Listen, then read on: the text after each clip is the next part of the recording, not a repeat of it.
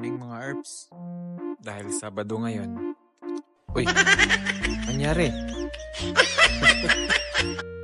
Dahil Sabado ngayon, magmamotor muna tayo. Makalis naman ng gastos. Ang mahal na kasi ng gas. Isang oras sobra na naman biyahe natin ngayon. Yun lang.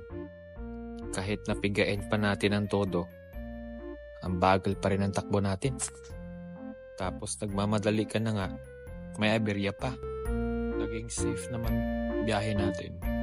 Pero sa lagay na yan, yung mga kamay natin sa daliri. I mean, yung daliri natin sa kamay. Naninigas na. Yan lang kasi gamit natin eh. Hako yan. Pipiso lang kasi yun eh. Kaya kailangan talaga makamura. Buti umabot pa tayo sa oras oh. Giri-giri na naman. Tapos pagtingin natin sa labas, nag-snow na naman. Patay tayo pag-uwi nito.